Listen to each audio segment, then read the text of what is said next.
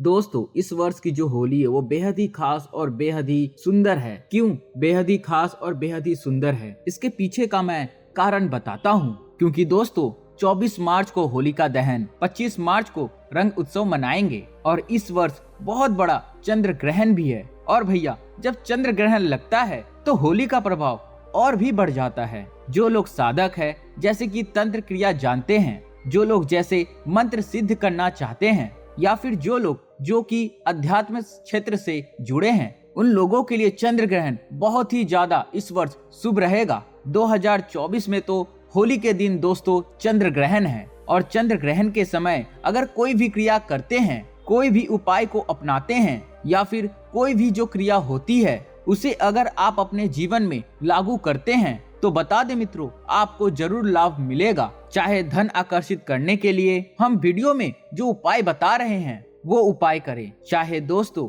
आप जो है धन खींचने वाले यंत्र को भी आप इस दिन सिद्ध कर सकते हैं, मंत्र को सिद्ध कर सकते हैं। मित्रों, वीडियो में अच्छी से अच्छी जानकारी बताया हूँ, तो इस वीडियो को आप ध्यान से देखिएगा, ध्यान से सुनिए, आपको समझ में आएगा। और दिन खोलकर आज सच्चे दिल से कमेंट बॉक्स में लिख दीजिए राधे राधे, जय श्री कृष्ण। और मित्रों, अगर आप लोग चैनल पर नए हैं तो चैनल को सब्सक्राइब तुरंत कर ले और बेल आइकन को जरूर दबा दे, ताकि इसी तरह की जानकारी वीडियो, ज्ञान की वीडियो सबसे पहले आपको देखने को मिलते रहे। चंद्र ग्रहण का सूतक काल का समय भी हम बताएंगे, इसलिए मित्रों वीडियो के अंत तक आप बने रहना और बीच में छोड़कर मत जाना, क्योंकि मित्रों आधा अधूरा ज्ञान जीवन के लिए हानिकारक होता है। मित्रों, होली का त्योहार जश्न का त्योहार होता है, इसलिए इस दिन विशेष रूप से खान पान, नृत्य, गायन ये सब किया जाता है। होली का महत्व हमारे जीवन के हर पहलू में यह हमें यह महसूस कराता है, क्योंकि इस दिन हम अपने मतभेदों को भूल जाते हैं और त्योहार की खुशी को हम साझा करते हैं, एक दूसरे को गले लगाते हैं। दोस्तों, भारत में होली का त्योहार बहुत सारे लोगों के जीवन में खुशियाँ और खुशियों का रंग भरने का काम करती है,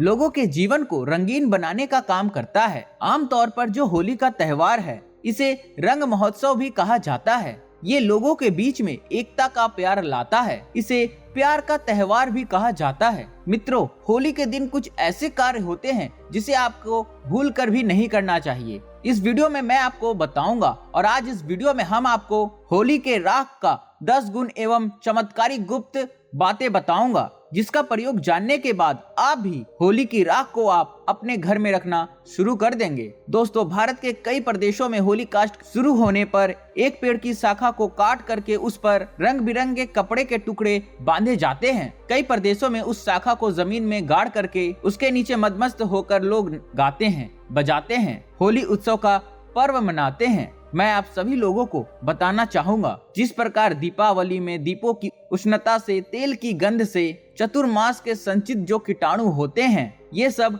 नष्ट हो जाते हैं, उसी प्रकार शीतकाल में संचित कीटाणु की होली की जलती अग्नि के प्रभाव से नष्ट हो जाते हैं, गुलाल आदि के गंध से नष्ट हो जाते हैं। गाते हैं, हम हंसते हैं तेज आवाज में। होली के दिन जब हम गान बजान करते हैं तो गले का व्यायाम भी होता है। मित्रों, आइए जानते हैं इस वीडियो में कि होली की राख के कौन कौन से ऐसे प्रयोग किए जाते हैं। मैं आपको बताना चाहूंगा, होली के राख के प्रयोग करने के बाद आप यकीन मानिए मित्रों, आप भी होली के राख को अपने घर में रखना शुरू कर देंगे। होली की राख कोई साधारण राख नहीं है। ऐसा माना जाता है होलिका माता को ब्रह्मदेव का आशीर्वाद प्राप्त था कि वो चाहे तो किसी को भी भस्म कर सकती थी। अगर आप चाहे तो होली की राख को अगर आप घर में रखते हैं तो बड़ी से बड़ी या फिर किसी भी प्रकार के नकारात्मक शक्ति हो उसे भस्म करने का काम करेगी। चलिए मित्रों, इस समय हम आपको 10 गुप्त एवं चमत्कारी प्रयोग बता देते हैं। इससे पहले मित्रों, आप सभी लोगों से निवेदन करना चाहूंगा,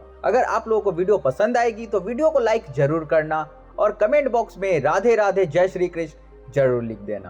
तो दोस्तों, यदि कोई व्यक्ति निरंतर बीमार रहता है और काफी दवा करवाने के बावजूद भी रोग में कोई लाभ नहीं हो रहा है, तो होली दहन के समय देसी घी में 2 लौंग, 1 बतासा, 1 पान का पत्ता, इन सभी वस्तु को होली जलाने वाली आग में डाल देना है और अगले दिन होली के राख को रोगी के शरीर पर लगा देना है। तत्पश्चात गर्म जल से भी स्नान करवाना है, तो इस उपाय से रोगी शीघ्र ही स्वस्थ हो जाएगा। कोई व्यक्ति अभिचारिक कर्म करता है, जैसे कोई आपके ऊपर टोना जादू करता है, मारन है, विध्वंसन है, उच्चाटन है, सम्मोहन है, वशीकरण है, इसे तांत्रिक क्रिया कहा जाता है। तो अगर कोई व्यक्ति आपके ऊपर तांत्रिक क्रिया करता है तो आपको करना क्या है? होली दहन के समय में देसी घी में 2 लौंग, 1 बतासा, 1 पान का पत्ता, इन सभी वस्तु को होली के आग में डालना है और बोलना है कि हमारी यह समस्या दूर हो जाए, जैसे टोना है ये दूर हो जाए। इस प्रकार से प्रार्थना करनी है। इसके बाद प्रातः काल आपको सुबह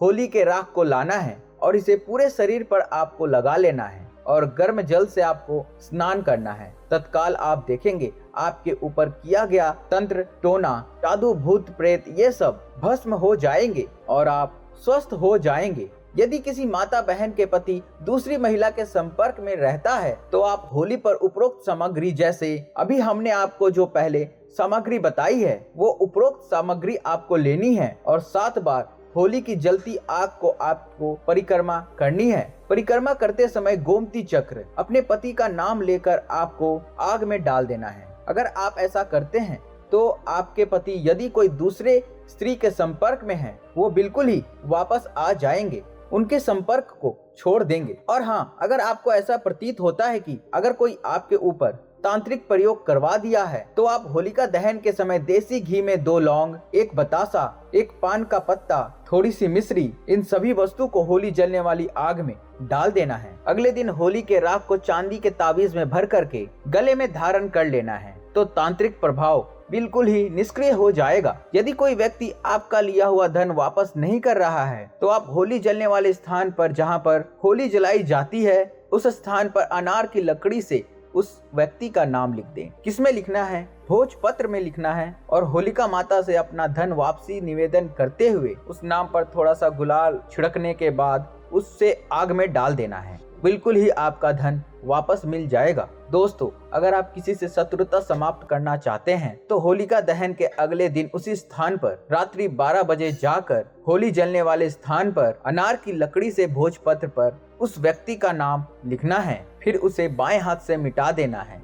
फिर उस स्थान से उसे थोड़ी सी राख लाना है और फिर अगले दिन उस राख को उस व्यक्ति के ऊपर डाल देना है। अगर आप ऐसा करते हैं तो वह व्यक्ति आपके प्रति जो शत्रुता का भाव रखता है, दुश्मनी का भाव रखते हैं, वह समाप्त हो जाएगा। और भी इसके जबरदस्त एवं चमत्कारी गुप्त प्रयोग बताऊंगा। मित्रों, जैसा कि मैंने आपको बताया था, वीडियो को आधे छोड़कर बिल्कुल नहीं जाना है, वीडियो को पूरा देखना है। यह वीडियो 10 मिनट की बनने वाली है। 10 मिनट की जानकारी आपके भविष्य को बदल सकती है। यदि आपके जन्म पत्री में कोई ग्रह दूषित हो तो आप होली दहन के समय देसी घी में 2 लौंग, 1 बतासा, 1 पान का पत्ता, इन सभी वस्तु को होली जलने वाली आग में डाल देना है और अगले दिन उस राख को ला करके सर्वार्थ सिद्ध योग में आप गूगल पर भी सर्च कर सकते हैं कि होलिका दहन के समय और होली के दिन सर्वार्थ सिद्ध योग कितने बजे हैं। होलिका दहन के सुबह, ठीक है, तो सर्वार्थ सिद्ध योग में से शुद्ध करके बहते जल में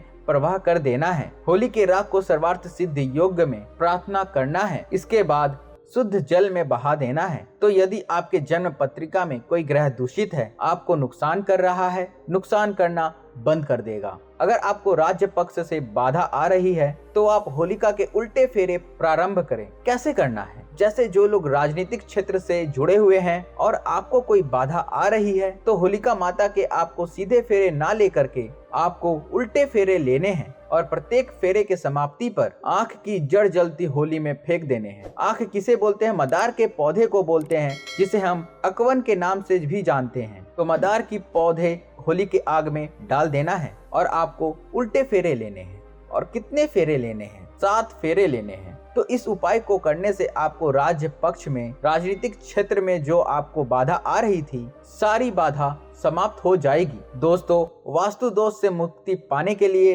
होली दहन के अगले दिन सर्वप्रथम अपने इष्ट देव को गुलाल अर्पित करें। अपने निवास के ईशान कोण पर पूजन करके गुलाल चढ़ाएं और आपको प्रार्थना करनी है। और आप चाहे तो थोड़ी सी होली की राख ला सकते हैं और ईशान कोण पर रख सकते हैं, चढ़ा सकते हैं। तो यह उपाय करने से आपके घर के सारे वास्तु दोष समाप्त हो जाएंगे। दोस्तों, यदि किसी के ऊपर भय का साया है तो वह होली पर एक नारियल, 1 जोड़ा लौंग, पीली सरसों, इन सभी वस्तु को लेकर के पीड़ित व्यक्ति के ऊपर से 21 बार उतारना है और होली के अग्नि में डाल दें। सारा दुष्प्रभाव समाप्त हो जाएगा। कैसा भी भय हो, जैसे कि भूत प्रेत का भय, शत्रु का भय हो, परीक्षा का भय हो, राजनीतिक का भय हो, कैसा भी भय हो, वह समाप्त हो जाएगा। दोस्तों, यदि आपको बार बार आर्थिक हानि का सामना करना पड़ता है तो आप होली दहन की शाम को अपने मुख्य दरवाजे के चौखट पर 2 मुखी आटा का दीपक बनाएं और चौखट पर थोड़ा सा गुलाल छिड़क करके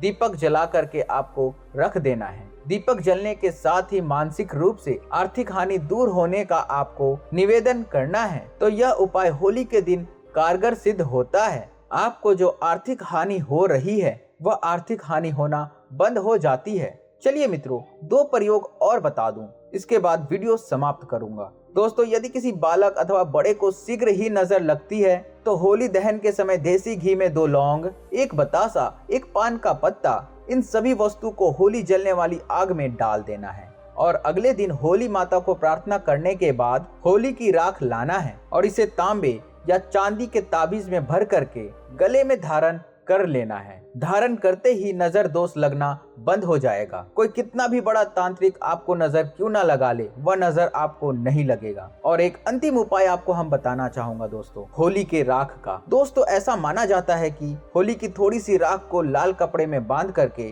अगर आप अपने धन स्थान पर रखते हैं तो ऐसा माना जाता है ये धन की जावक को रोकता है, अर्थात आपके अत्यधिक खर्च को रोकता है और ये धन की आवक को बढ़ाता है, अर्थात यह सभी ओर से धन को आकर्षित करता है, धन को खींचने का काम करता है। ऐसा भी माना जाता है नित्य होली की राख को थोड़ा खाने से हमें अन्य प्रकार की जो व्याधि होती है, जैसे कि कोई रोग है, भयंकर रोग जो ठीक नहीं हो रहा है, ऐसे रोग भी ठीक हो जाते हैं। और होली के राख का नित्य तिलक लगाने से अगर कार्य सभा में जाना हो या फिर आप जिस क्षेत्र में जा रहे हैं आप चाहते हैं कि उस कार्य में आपको सफलता मिले तो होली के राख का आपको तिलक लगा करके जाना चाहिए। होली के राख और सफेद चंदन दोनों को मिला लीजिए और तिलक लगा करके जाइए, उस क्षेत्र में आपको सफलता जरूर मिलेगी। और अगर आप चाहते हैं कि लोग आपकी बात को माने, लोग आपके अनुरूप चले, आपके वशीभूत हो जाएं, तो होली के राख के तिलक लगा करके जाएं। लोग आपकी बात मानेंगे, आपके वशीभूत हो जाएंगे। तो आशा करता हूँ मित्रों,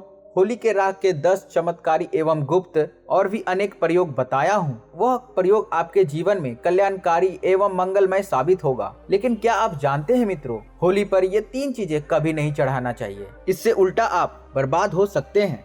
मित्रों, वीडियो को अंत तक जरूर देखना। दोस्तों, आगे बढ़ने से पहले कमेंट बॉक्स में जरूर लिखे जय माता दी।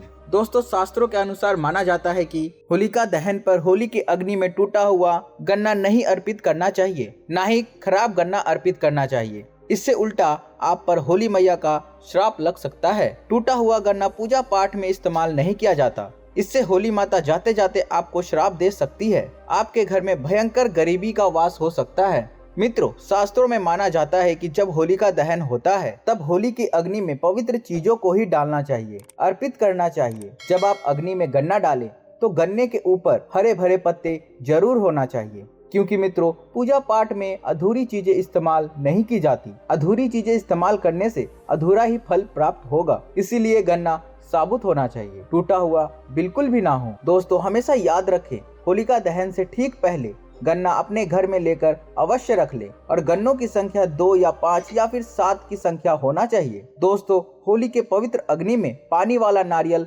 नहीं चढ़ाना चाहिए, इससे आप पाप के भागीदार बन सकते हैं। हमेशा सूखा नारियल होली के अग्नि में अर्पित करना चाहिए। पानी वाला नारियल अग्नि के अंदर भूलकर भी ना डालें। होलिका दहन में सूखा नारियल ही डालना चाहिए, जो हम आपको दिखा रहे हैं। इस नारियल को अग्नि में डालने से पहले इस पर पूरे परिवार का हाथ अवश्य लगा लें। इससे होली माता जाते जाते धन से मालामाल तथा आपकी गरीबी को साथ ले जाएंगी। पानी वाला नारियल आप पूजा के दौरान फोड़ सकते हैं, लेकिन अग्नि में कभी मत डालना। दोस्तों, सूखा नारियल अग्नि में डालने से होली माता आपके सभी परेशानी को अपने साथ ले जाती है और अग्निदेव भी प्रसन्न हो जाते हैं। माना जाता है कि मित्रों, होली माता को घर का भोग अति प्रिय है। अगर आप अपने घर में जो भी बनाया है वो होली माता को अवश्य अर्पित करें। लेकिन याद रहे, गुजिया चढ़ाते समय देख ले कि गुजियों की संख्या 3 नहीं होनी चाहिए। या तो 2 चढ़ा लें या फिर 5, 7, 11 और 21 चढ़ा सकते हैं। लेकिन मित्रों,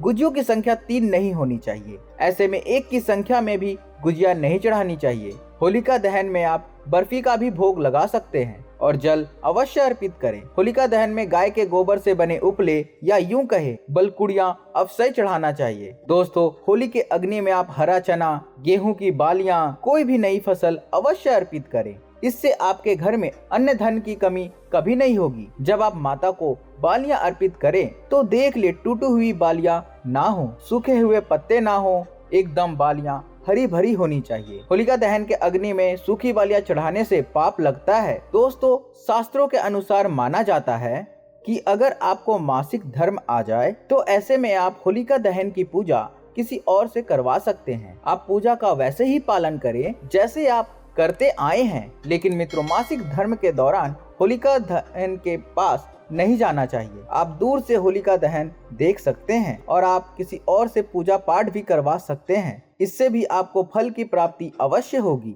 दोस्तों, होली के अग्नि में चावल के बने पापड़ तथा कच्चे चावल अवश्य अर्पित करने चाहिए। होलिका दहन में चावल की अर्पित करने से धन की प्राप्ति होती है। इससे आपके घर में जितनी भी गरीबी होगी सब नष्ट हो जाएगी। पुराणों के अनुसार भगवान विष्णु ने भगवान हरि ने कहा था, जो व्यक्ति होलिका दहन में चावल अर्पित करेगा मैं उसका घर धन्य धान्य से भर दूंगा। उसके घर में सदैव लक्ष्मी का वास होगा, उसकी गरीबी जड़ से समाप्त हो जाएगी। दोस्तों, कचरी पापड़ आदि होलिका दहन में अवश्य अर्पित करें। इसे होलिका दहन से पहले जूठा नहीं करना चाहिए। जो आपने कचरी पापड़ आदि बनाए हैं वो होलिका दहन के अग्नि में अवश्य अर्पित करना चाहिए। इससे आपके घर में धन की कोई भी कमी नहीं होगी। दोस्तों, माना जाता है कि होलिका दहन से पहले होली के अग्नि में बगैर अर्पित किए गुजिया नहीं खाना चाहिए। जब आप माता को भोग लगा दें तभी ही इसका आप सेवन कर सकते हैं और सभी परिवारों में एक दूसरे को गुजिया अवश्य खिलाना चाहिए।